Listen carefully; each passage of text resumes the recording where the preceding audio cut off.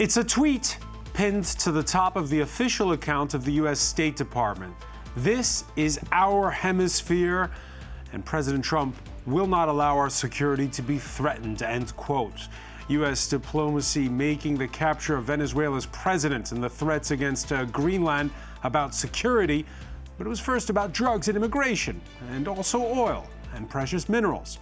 So what does really drive this present-day version of the 19th century Monroe Doctrine and its claim that the United States holds imperial sway over its entire hemisphere? We'll ask about motives and targets. The same Trump administration that wanted to cut a quick deal with the Kremlin on Ukraine, first pressuring an ally of Moscow in South America, now defying Vladimir Putin with the boarding in the North Atlantic of a Russian-flagged ghost tanker originally bound for Caracas. What reaction from China, the main importer of Venezuelan crude? And what do NATO allies make of a United States that expresses support for a plan that would effectively halt Russia's advance in Ukraine, while in the same breath threatening to seize Greenland from Denmark? Today in the France 24 debate, we're asking, how does a might is right worldview shake up the world order? With us from Lviv in western Ukraine, Mariana Bujarin, senior researcher at the Massachusetts Institute of Technology's Center for Nuclear Security Policy. Happy New Year to you. Happy New Year to you in Paris. From Washington, Peter Doran, adjunct senior fellow at the Foundation for the Defense of Democracy's think tank. Bonne année. Thank you very much. It's great to be here. Elizabeth Petrie is president of the Joint European Disruptive Initiative. You work on EU resiliency. Thank you for being with us. Thank you, Francois. Happy New Year. Happy New Year. Happy New Year to a former Central and South America correspondent, Mark Burley, journalist at the French news agency AFP. How are you? Doing well, thanks. All right. You can get 2026, by the way, off on the right foot by liking and subscribing to the France 24 debate wherever you stream your podcasts. Yeah, it's not one, but two Venezuela-linked tankers that Washington has seized this Wednesday. The Sophia in the Caribbean, the Panama-registered vessel's capture, posted on X by U.S. Director of Homeland Security Kristi Noem. It's been under sanctions since the final days of the Biden administration last year for dealing in Russian oil. Its last known buyer, an anonymous entity out of China.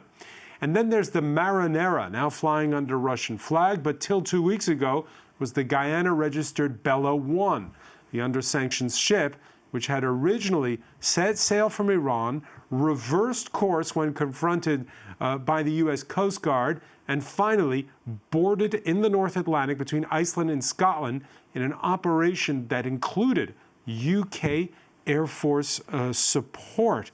How do you, let me begin with you, André Lezecoug-Petrie. How do you read the seizure of a ship in the North Atlantic?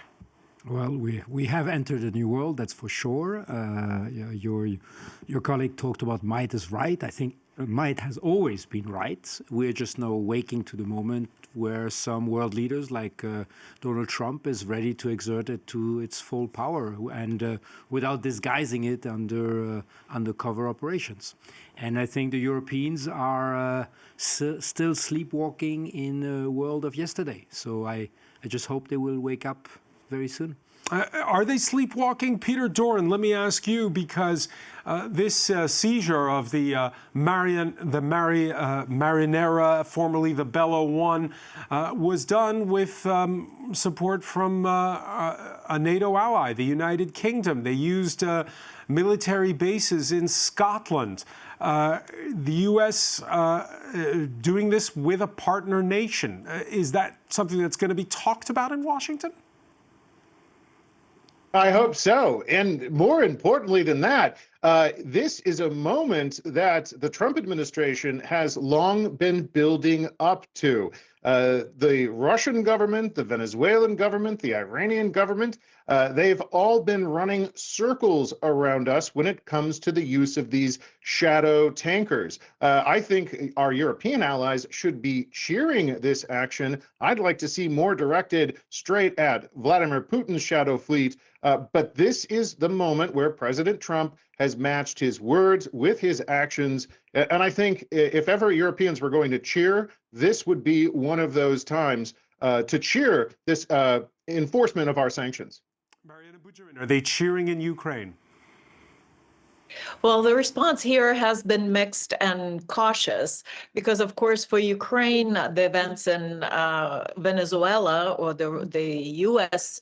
actions against Venezuela bear a whole panoply of consequences, and we're yet to determine whether they're positive or negative. On the one hand, an important Putin ally has been basically arrested and whisked away to the U.S. So the standing of Russian standing internationally has been weakened, as it has been before with the U.S. strikes against Iran. But, you know, the considerations of international law, of the respect for borders, those have been sort of norms, international norms that Ukraine has been appealing to and, you know, relying on. This builds its whole case on. And clearly the U.S. operation against Maduro has been in breach of those. But I do agree with the colleague that, you know, the action against the Shadow Fleet, Russian, Venezuelan, or any such vessels is a welcome development. We heard both the White House press secretary and the Secretary of State, Mark Burley, point to a warrant by U.S. courts for this action.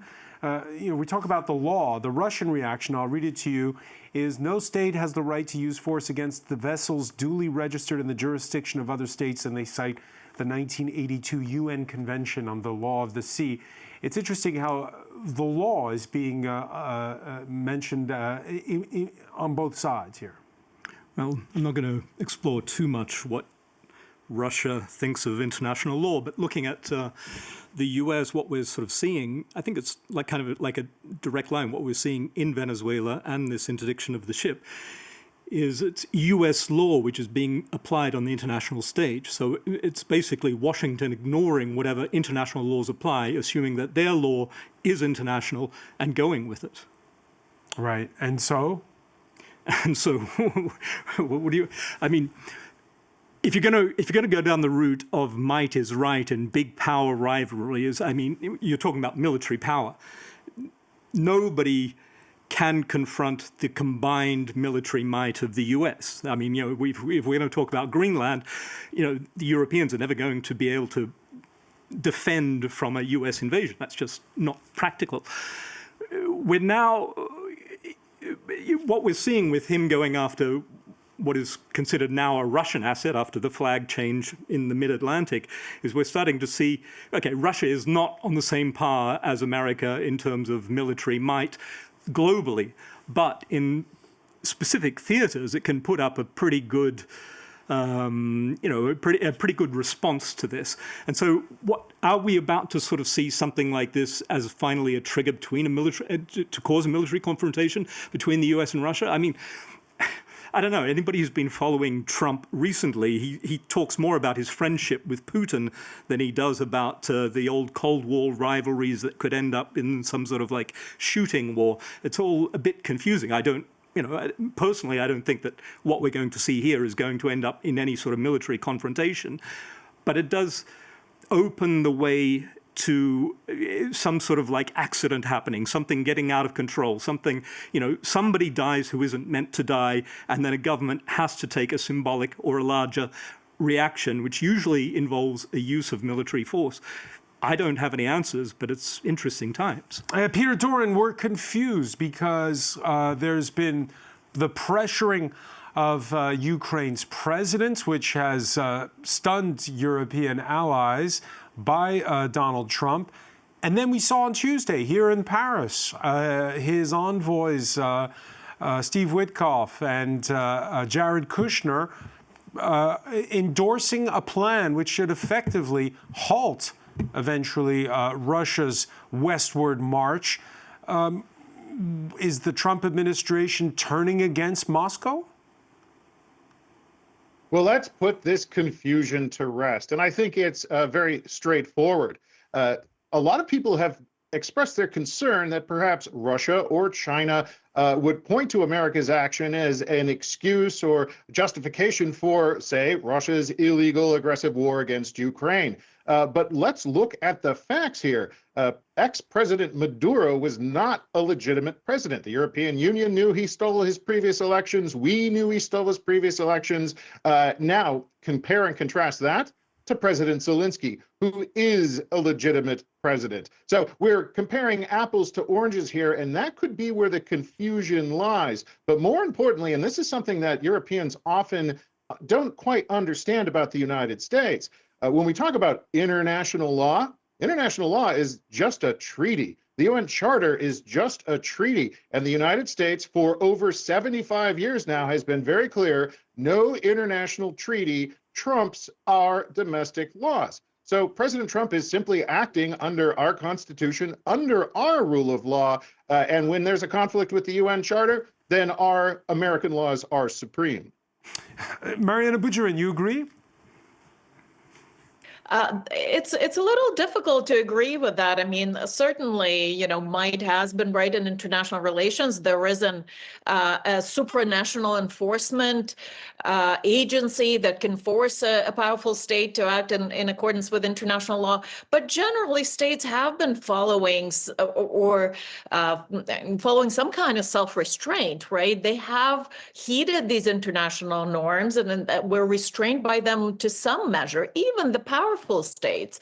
For instance, for the United States, for a successive administration, it has been important to be sort of on the right side of history, to be the good guy in the international relations. That seems to be very different for this administration. There's certainly zero regard for international law as any kind of restraining factor. There's no debate that Maduro was a bad guy, right? But does that justify the breach of international borders, the international recognized borders, and the unsanctioned use of military force? That argument, again, can go both ways here in Ukraine. Yes, President Zelensky is the legitimately and democratically elected leader, and yet a mighty state, a powerful state, illegally used military force to invade this country, right? If that's game for any powerful state, then, well, watch Greenland next and watch Taiwan next. All right, we're seeing live images there from Caracas, where the regime there is keeping a tight lid on what's going on. Again, we're talking about these ships. The administration, Marco Rubio in particular, pointing to warrants by U.S. courts to seize sanctioned ships. His boss, he's been talking about oil on Truth Social. Donald Trump claiming he'll be keeping 30 to 50 million barrels of seized Venezuelan crude. Andrei Luzakug-Petri, we're still you realize it's only been since Saturday that Nicolas Maduro was seized. We're still processing it. What's it all about? Well, it seems that it all reminds me of this exceptional movie, The Apprentice, that I think we should all see again, where there's three lines for Donald Trump. One is attack, attack, attack. Secondly, truth is what you say about it. And third, never concede defeat.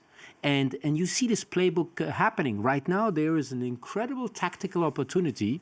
Number one, to obviously take away this basically this platform for Iran, for China, for Russia. That's the U.S. Of course, argumentation about Venezuela. Two, to hit relatively badly China in particular, which was getting a lot of its oil out of Venezuela, and which is also financially heavily invested through its development banks into the ailing country, because I remind 80%, I think, of the GDP disappeared in the last 10 years. So it was really financially supported by China. And they'd have to write off some of those loans. They will have to write off, obviously, because the country is now apparently practically under the control of the U.S. government. That's at least what the U.S. government is saying.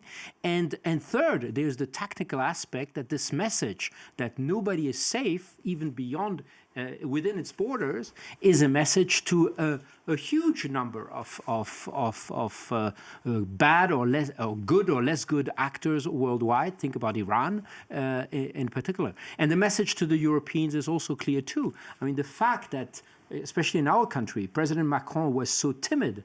He actually did not talk about international law at all in his first reaction toward after the extraction of Maduro, was obviously thinking about what happened yesterday in Paris, this presser where there was the coalition of the willing, which he wanted to make a success, and which is on paper a success because he built this coalition of reassurance. Yeah, framework if ever there's a and so, if ever there's a and I peace think deal. Donald Trump knows that perfectly. That right now the Europeans, number one, they need the U.S. protection for the military, and secondly, they need him double to have any kind of progress in Ukraine. So he's just pushing its advantage. So tactically, I must say, it's admirably played. The question is for the Europeans, and that's really the question, is by showing deference, yes, you seem to achieve some short-term tactical gains, like the French president did yesterday, but I think long-term is catastrophic because we're just expressing a huge sign of weakness. I want to get back to Europe, but first ask about what you expect, Mark Burley, as the Russian reaction. We've seen some reports out of Russia from milli bloggers and the such, stating that, well, this stings, you know, after Syria, Venezuela's gone now. How will Vladimir Putin react? Or will he be thrilled that this is like recognizing these spheres of influence and that, well, we get to keep Europe? Putin, from what I've seen, has a habit of sort of sending out voices ahead of him. One of the strongest voices that he normally sent out is Lavrov, but we haven't seen a lot of him recently, so we don't know what's going on there. Lavrov would normally come out with a big amount of bluster, saying America should watch out and all the rest of it, and then we'd end up with a phone call between Putin and Trump, and things would settle into some sort of new normal. We're not seeing Lavrov. So for Putin's reaction, I think it'll still end up as a phone call. You know, maybe they'll even talk about doing another Alaska summit or something like that. So it'll just be talk. I don't think the stakes are high enough for either of them to actually, take the gloves off over this. And also, if you saw what happened, it was, originally it was, I can't remember what even Bella 1 was flagged at initially. It got flagged as Russian. Guyana. Guyana. Okay. And it got flagged. I think they even just painted the Russian flag on it halfway along and all the rest of it. I think the American military apparatus, quite a big beast that is, was already in motion, was already going ahead. And I think they just decided, the justification from the Russian side perhaps wasn't strong enough to call off the op. I think they went ahead with it. So I don't think Russia will use this as a casus belli or anything like that. I think it creates a degree of friction. Possibly it will become, because Donald Trump is nothing but transactional, so it'll perhaps become a transaction point in the talks in Ukraine, oddly enough, because I think that's the way the world, according to Trump, that we're going towards. I think that this will perhaps feed into the whole process underway in Ukraine. And something you said about Macron being a bit circumspect in his reaction. I think the Europeans are having to deal with almost like an existential endgame. They've really got their eye on the main goals right now, which is not to piss off Trump, because Trump is all important for Ukraine, and Ukraine is basically a bulwark against what a lot of military leaders in Europe, intelligence leaders in Europe, are thinking will be a Russian action on European Union territory within the next 3 years. And that is the top priority for every European leader. If you have to keep Trump on side by doing a conciliatory tweet, so be it. You do it, because our militaries in Europe, the militaries are not in a place yet. They hope that they will be in 2 to 3 years' time. We'll see. Conscription is leveling up. But, he's not going to go out on a limb for South America. Yes, it's important, international scene and all the rest of it. But there is a very clear goal, I think, in Europe that is determining the reaction. Yeah, we had that coalition of the willing summit that met again on Tuesday here in Paris, as André was saying. It was a success on paper. Again, these are hypotheticals. You have to first get Russia to agree to stop the invasion of Ukraine. But if it does, there's a framework there. All the talk was about, though, there was the elephant in the room. All the talk about that U.S. threat to seize Greenland from fellow NATO ally Denmark. And the host expressing disbelief it would ever come to a forceful land grab. I cannot imagine a scenario in which the US would violate Danish sovereignty. That is unthinkable. I cannot believe that they'd betray their commitments regarding Greenland. Mariana Bujarin, do you envisage a scenario in which the U.S. forcefully grabs Greenland? I was going to say, I find it unthinkable that the French president thinks it's unthinkable. I think it's very much a possibility. Whether that will be sort of a swift military action operation like in Venezuela, or some sort of threat-backed negotiated solution, as Marco Rubio seemed to be referring to, remains to be seen. But it looks like that perhaps emboldened by the success in Venezuela, President Trump will move rather quickly on the Greenland question. Now, what that will do to NATO is anyone's prediction. Mine is very negative, although I have to admit that the Nordic fringe, the Nordic region, has been developing, by all accounts, sort of a backup plan for its security if should NATO go away as any kind of coherent alliance with the damage that could be inflicted by U.S. actions. So I think the response of the Nordic allies and other important NATO allies will be crucial to how the Greenland question is handled. If there is a kind of forceful message to President Trump that this will be catastrophic for the future of the alliance, perhaps that will work to dissuade him. But as has been already discussed, it seems that the strategy of the European leaders is to assuage him, is to placate him, to flatter President Trump, to try and keep him tethered to the questions of European security, because the European leaders have been so late in realizing this great threat to Europe and in leveling up their militaries, their military spending, and their military procurement programs to meet this threat. Okay, so Peter Doran, next week there's going to be this meeting between the foreign minister of Denmark and the U.S. Secretary of State. It's one that Copenhagen had asked for. If you're whispering into the Dane's ear, what do you say? Relax, everything's going to be fine. This is where Marianne and I absolutely disagree. I think the chances of seeing Delta Force helicopters flying 100 feet over the waves, seizing Greenland by force, are less than zero. And Secretary Rubio has already signaled that. Let's recall, President Trump is a real estate guy at heart. He understands the three most important words in real estate are location, location, location. And Greenland occupies some of the most strategic, the most strategic location between Europe and the United States. If anything, I expect a sale or a plebiscite whereby the Greenlanders get to vote on what country they want to be a part of. And let's also recall, there's a precedent for this. We have already purchased the Virgin Islands from Denmark back in 1917. So we have precedent. It doesn't happen every day, but we've already established that when push comes to shove, President Trump will eventually make a real estate deal and not an invasion. Andrei Luzico-Pietri, if there is a real estate deal? Yes, I think. But what is the positions of force on both sides? Very weak on the European side. We said that, and I kind of disagree. So Stephen Miller, when he gave that interview to CNN, this is Trump's deputy White House advisor, and he said, "Who's going to stop us?" Whose wife posted this famous picture of Greenland Who's going to stop with us? the U.S. flag? No, nobody is going to stop them. And of course, it's going to be put in forms because NATO is important to the U.S.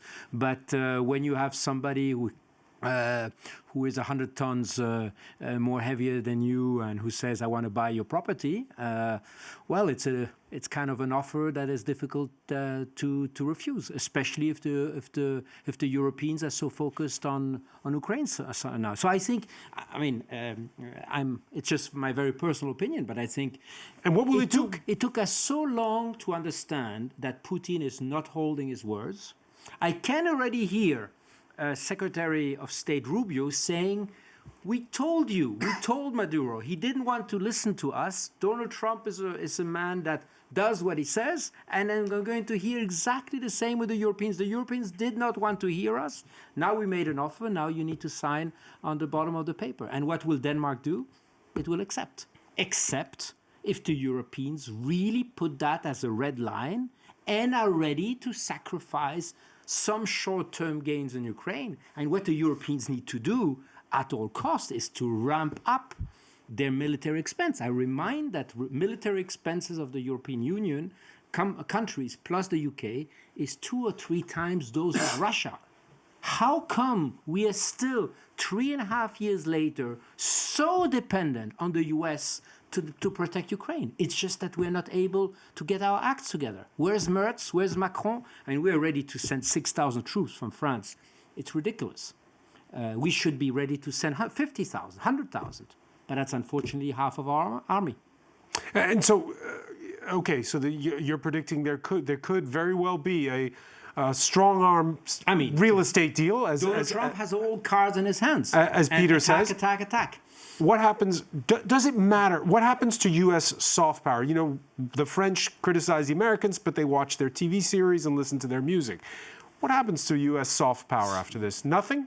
You know, when might is completely right, soft power is totally demonetized. I think soft power is something of the international order that ended on January 2nd. You agree with that, Mark Burley? I regret it, but unfortunately, that's the world in which we are. I think U.S. soft power has to decline, but I agree that when military there won't be any pushback from Europe. On what? Well, on Greenland, what? If they strong arm a sale of Greenland, for instance. See, I don't think it necessarily has to go as far as a sale. There are other. I think, what was it, 2009? Greenland got the right to declare independence. So I think. If the Americans play a slightly slower game, Trump isn't known for his patience, but if they play a slower game, there is a path for them to take it in a fairly peaceful way.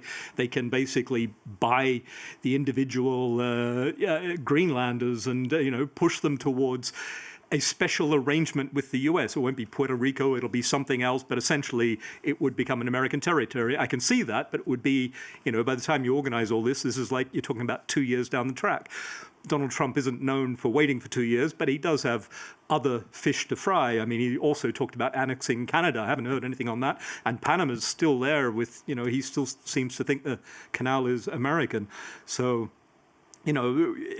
will he be rash? We've seen with Venezuela, I think arguably there was a rash move there because we saw a successful, I don't know what we want to call it, law enforcement operation, that's what he argues, or a military operation, that's what Stephen Miller says it was. We saw a successful operation that did what it set out to do, but the aftermath wasn't thought through. They're still trying to work out whether the President Delcy Rodriguez is giving them oil or not, what terms. Is that coercive economic coercion? Is that pillage under war crimes? Mariana Bujarin, today's January 7th. There's still 10 months to go before 7th day of the year. 10 months to go before the midterms in the United States. Does the White House need a plan, or can it string us along with every day some bold action or announcement, whether it's plucking a president out of his palace or storming a ghost ship? It remains to be seen how the President Trump's base reacts to these foreign adventures. I mean, let's recall that his campaign has been all about focusing on domestic politics, America first. This is what it's all about. But now we're talking about owning a whole hemisphere, right? These adventurous campaigns in South America and possibly in Greenland. I wonder how the base will react to that. Having said that, again, President Trump has done a number of things that went counter to his initial promises, or has changed his position on things, and that still has not resulted in any significant loss of his popularity. It seems that his MAGA base is prepared to love him whatever he does. Now, how that is going to affect his party overall and its prospects in the midterm elections, I'm not really qualified to say. I'm not that keen of a watcher of the U.S. electoral politics. But I have to say, we have been surprised before with this reelection, and again, the continuous kind of nothing succeeds like success kind of approach by President Trump that seems to be effective. Peter Doran, who's driving the current policy on the world stage when it inside of this Trump administration? Because it is a coalition, MAGA, right? You have within the administration former neocons. You have within the administration isolationists. You have those that are in the move fast and break things kind of mold. Who's driving it, and what is their political stance, if you will? Well, it depends on the issue for sure. But I would note that Secretary Rubio is certainly in the, I wouldn't say driver's seat, because President Trump is always the driver here. But Secretary Rubio has really stepped forward and shown some very subtle and insightful demonstrated some very subtle and insightful maneuvers. We did not make a full-scale invasion of Venezuela with 50,000 troops, a la an Iraq war 3.0, so to speak. This was a very targeted, precise snatch and grab operation for Maduro. And when it comes to debates over Greenland, Secretary Rubio has been calming everyone down and stressing, look, we're really looking at a peaceful, negotiated agreement here, perhaps even a purchase. So I really think Secretary Rubio is looking at Venezuela and, yes, even Cuba, which is connected to our actions against Venezuela right now, as perhaps his legacy. But that's the final point, and perhaps the most important one for Europeans to remember. Foreign policy solidifies a president's legacy and historic reputation, but domestic policy is what wins or loses elections. And right now, Americans are almost perfectly split, 30-30-30. 30% of Republicans, of the population who's Republican, they support the president. Democrats do not support the president on Venezuela, and the other independents in the middle really don't have an opinion. We've seen multiple polls there. So President Trump domestically has his work cut out for him between now and the midterm elections in November. What's interesting on this, Peter, is that Stephen Miller, who'd been mostly in charge of the hardline immigration policy of Donald Trump, he's been front and center. We saw him at that press conference on Saturday, as André was saying, his wife first posting that tweet of Greenland in the stars and stripes, and then that interview he gave to CNN. He's supposed to be more of a domestic policy guy, and is he actually the one who might be pulling the strings? Well, again, President Trump is the decider. What everyone does is present to President Trump the best options they think he should take, and then he makes those decisions. The combination of Miller and Rubio, however, has proven to be a very potent and effective one. Let's also recall that the White House loves its meme game. They love to troll. So if you're a European looking at our politics and seeing the fun in memes come out about Greenland, just remember, this is now part of our political debate. It's part of the room. Do you see the funny side when you saw that tweet? What was your reaction, André Lozier-Petri? Well, I think, yes, indeed, it seems that President Trump is the decider, but there is also a huge capacity of influencing. And that's why I'm not at all a specialist of what goes on inside the White House. But my feeling is that posture is as important as actions that you take. And right now, I think the posture, I'm coming back again to that, of European leaders, showing leadership, showing spine, showing... I think this whole topic about flattery is a very short-term thing that even the president must be seeing through. And I think even the Secretary General of NATO understood that his first daddy term were probably not the best to make him a great leader. All right, so let me ask you about flattery. In recent weeks, the U.S. Slapping travel bans on European fact-checkers and also in the former EU Commissioner Thierry Breton of France. On Tuesday, we saw the presiding judge in the conviction of French far-right leader Marine Le Pen for embezzling European Parliament funds, warning against, quote, intolerable interference in our country's internal affairs. Le Pen's trial on appeal starts next week. Washington reportedly weighing sanctions against French judges. How would you see Emmanuel Macron reacting to that?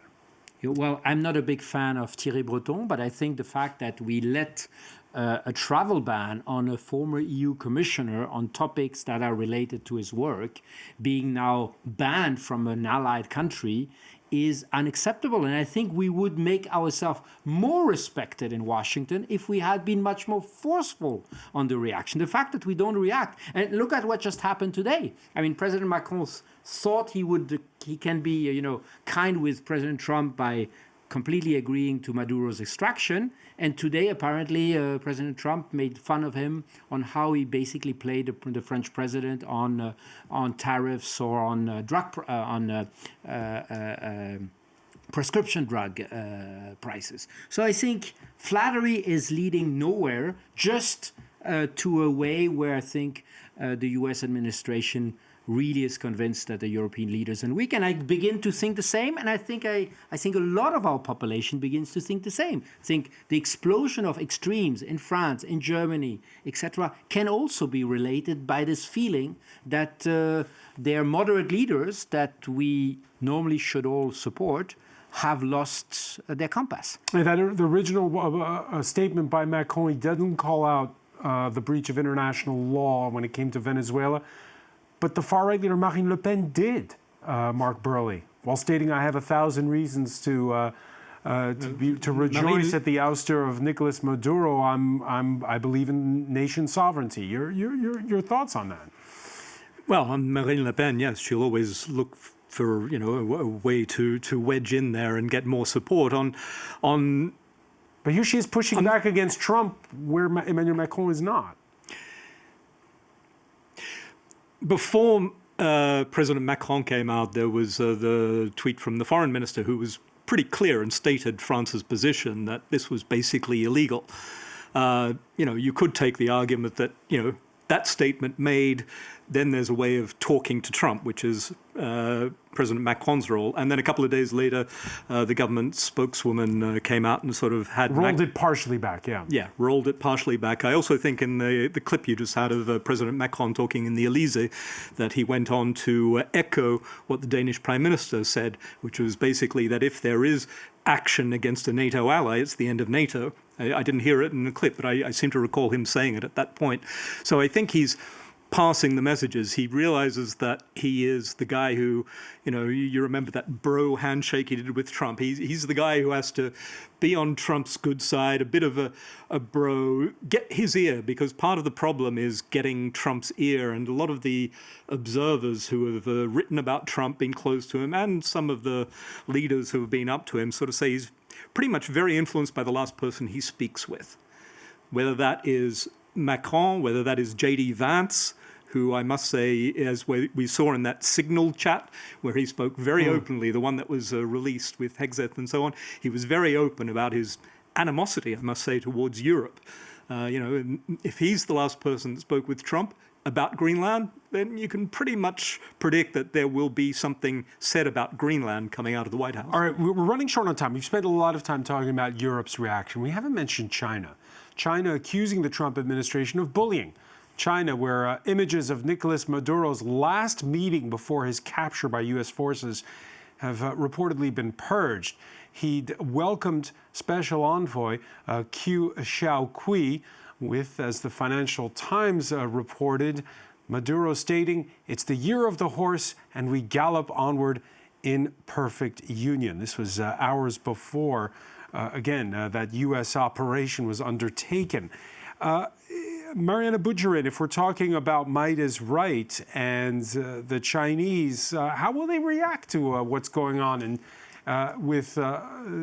Venezuela? Venezuela, where they're the #1 purchaser of crude oil. Well, I'm sure China doesn't like it one bit, but also China does play a long game in this international affairs theater. I think the China against this background is emerging possibly as sort of this international law-abiding type of player.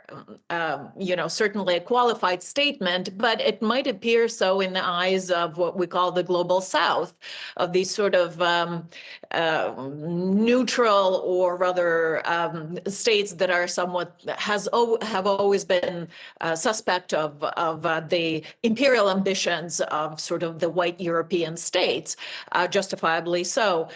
So this could present long-term an opportunity for China to seize this international law type of narrative and say, look, Russia has gone rogue, even though they've been supportive of Russia. Now the United States are going rogue. We're basically the main stakeholder in this international system, and proceed to shape this international system to their own liking. All right, so maybe in the short term, pushed aside more in South America, but in the long term, winners globally. You agree with that, Andrei Luzakuk-Petri? I mean, absolutely. I mean, China has been trying to play that game, especially in Africa or in the global South. But I would say on the short term, it's a huge blow, not only financially, not only from an energetic point of view, but also the message. I mean, the message, and that, I think, is a consensus of the military might that has been deployed for this extremely complex operation that was put in place, is also a clear message to Beijing. And let's not forget that just before the new year, there were these gigantic military maneuvers around Taiwan with 4 blockade zones.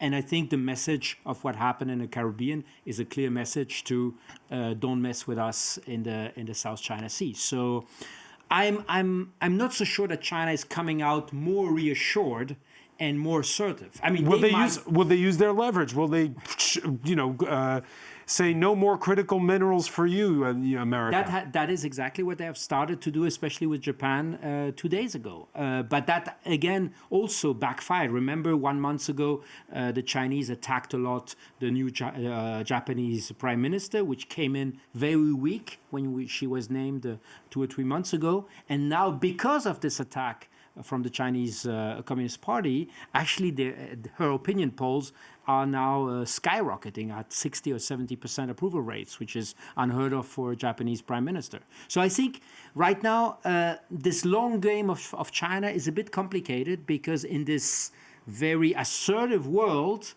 playing too subtle or too long term might actually be not necessarily proving very, very profitable for them. Play the short-term game. That'll be, unfortunately, our final word. There's so much more to talk about.